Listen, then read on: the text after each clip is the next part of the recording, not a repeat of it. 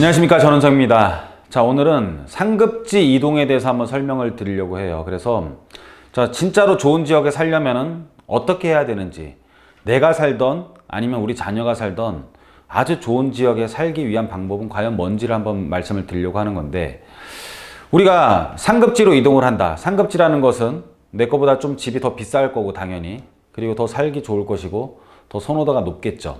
그러면 상급지로 이동을 하기 위해서는 안 오른다라는 가정하에 내가 돈을 벌어서 상급지로 이동할 만큼의 돈이 쌓여야 되겠죠.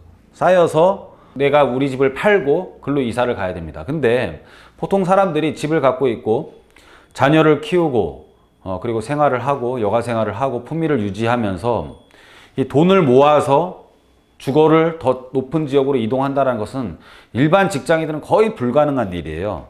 그게 아니라면 내 집이 상급지보다 더 따라가줘야 되는데, 그때까지 상급지가 기다려줘야 되는데 그러기가 굉장히 어렵죠. 그런 일은 거의 일어나지가 않고 있죠. 그러면 우리는 어떻게 해야 되겠냐라는 거죠. 우리 자녀는 그럼 어디다 살아야 되고 도대체 어떻게 내가 투자를 해야 되는지, 여러분들이 한번 주변을 한번 잘 돌아보십시오.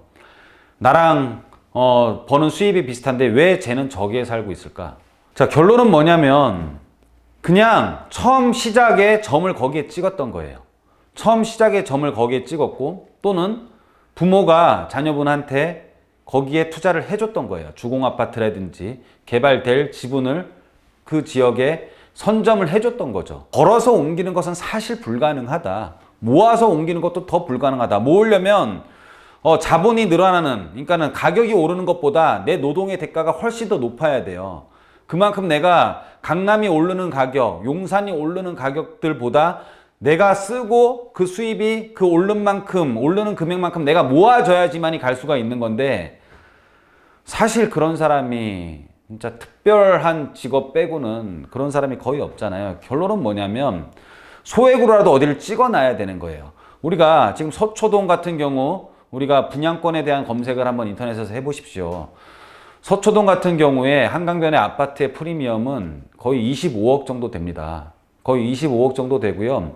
자양동에 지금 롯데가 건축하고 있는 아파트, 이것만 하더라도 지금 분양권 대비 프리미엄이 14억 정도가 붙어 있어요. 조합원 대비 프리미엄이 14억 정도가 붙어 있고, 개포동 같은 경우에 지금 프리미엄 같은 경우가 조합원들 경우에는 적게는 18억부터 22억까지 형성이 되어 있어요.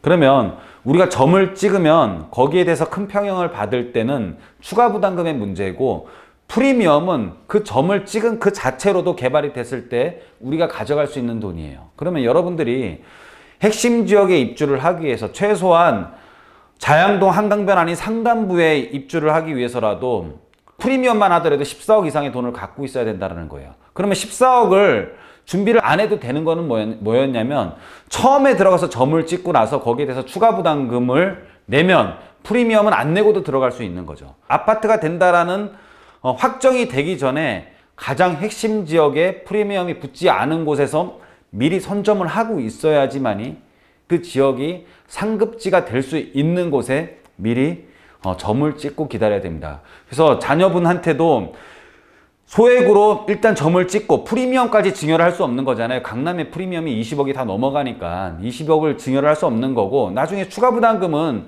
뭐 어디든 지금 32평 받는데 큰 돈이 안 들어가요. 조합원들은 강북 같은 경우 지금 조합원들 32평 평균 분양가가 11억 내외로 되어 있고, 서초랑 강남 같은 경우가 조합원 분양가가 한 15억 정도 내외로 32평 기준으로 되어 있기 때문에 프리미엄이 추가 부담금보다 훨씬 더 높게 형성이 되어 있어요. 그래서 우리가 중요한 것은 프리미엄을 미리 선점을 해야 된다는 것을 제가 말씀드리는 거고, 추가 부담금은 나중 문제이고 그때 가서 증여를 하든 그건 나중 문제라는 거예요. 그래서 프리미엄이 늘어나는, 프리미엄이 커지는 금액이 너무 크기 때문에 미리 선점하지 않으면 상급지로 들어가지 못한다는 것을 여러분들이 깨우치고 있어야지만이 투자를 잘 할 수가 있는 겁니다.